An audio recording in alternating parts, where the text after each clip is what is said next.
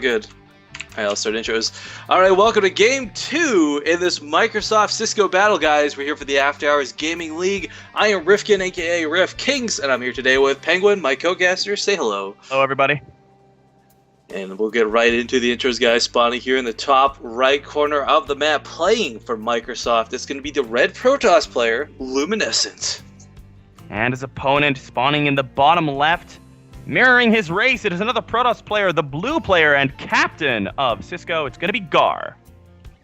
Now, we had talked a little bit about the game prior to getting into the game, but PvP has dynamically evolved since Wings of Liberty. Transitioning into Heart of the Swarm, we've seen a lot of cool new strategies, a lot of cool new plays coming out of all the new stuff that's been introduced to the game. And I'm going to bring this up now, because I'll start gushing about it later.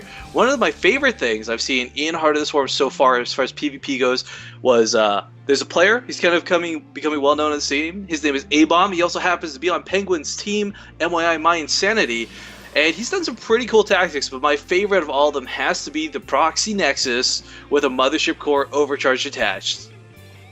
And we're getting lag here. Who is that? It's Bay.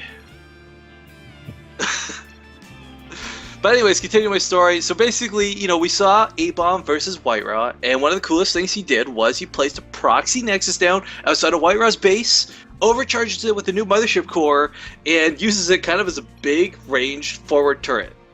This is actually something that we've seen.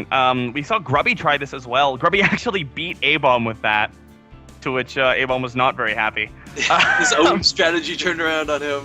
But the Photon Overcharge is actually a really, really powerful ally that the Protoss can have really at any stage of the game. And one of the things we've seen Seed do a couple of times is when he's really far ahead, he'll just get like a wall, like the Great Wall of China, but all of the wall is nexuses. So no matter where his opponent attacks him, he'll be able to use Photon Overcharge, which is something that's also kind of cool. I mean, that whole sort of dynamic adding to the game is quite cool. Right, we have a pause. All right. That is the awkwardness known as livecast, guys. You get hiccups like this, but it's all good. This is like behind the scenes for the rest of the world. We're so used to seeing the replays, where they're like, the replays don't show the pause or the DC screen. Oh, Rifkin, it's gonna be a cannon rush from Gar. And I was wondering if he was gonna do something cheeky with that pylon positioning initially, but this is gonna be a cannon rush. We only have one probe sent out at this point, but he's not continuing probe production here. He's going to be going... He doesn't even want to try to transition from this. This is... Oh god, he's getting the wall off complete. And no, it gets blocked by Luminescent. Well, actually, this could be a good thing, though, because this means Gar needs to, like, stop and start doing something real. I mean, okay, already he started off by cutting probe production like that. He has 4 workers behind. Essentially, guys, if you want to think of it in terms of anything else, let's pretend that Luminescent has killed 4 workers of Gar at this point. That puts him pretty far ahead and in a really nice position. But it looks like he's actually going to try this one more time, sending another probe across the map.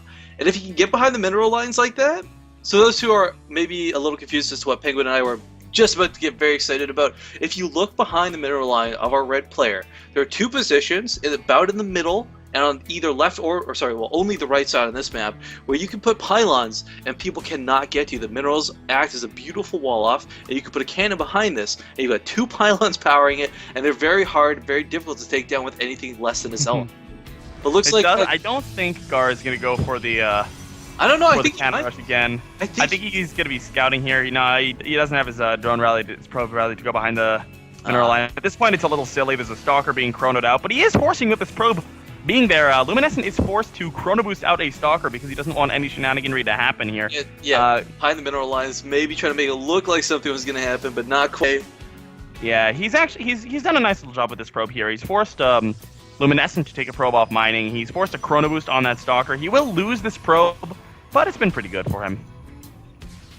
Yeah, meanwhile, let's take a look at home. Again, he's got a lot of chrono energy saved up, PengWin. I kind of wish he would use some of it. You not very often want to be setting at 100 energy on your Nexus. Yeah, I don't know if he's going to go for some sort of a 4-gate here. He is chronoing out a stalker instead of the warp gate, but... Yeah, Gar playing from behind already, he kind of has to do something crazy, though. I mean, he can really try one of 2 things. He can try to play standard, try to apply some pressure going into the mid-game, try to maybe take an expansion faster than Luminescent, and then try to contain him on one base. or he can go for some crazy all-in. I don't know what he's going to do. Generally, the energy on a Nexus is a good indicator, but he doesn't seem to be spending it on anything at the moment, so...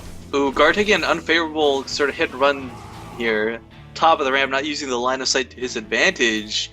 Luminescent does snipe off that Zealot, and I mean, losing one Zealot early doesn't seem like a lot, but it can make or break the fight. Especially when we're talking Stalker versus Stalker here. Zealots are really important as those tanking units. I mean, if you get just sort of one Zealot or one Stalker more, you end up in such a better position here. Gar's getting a third gateway here, and he already has the Mothership Core out.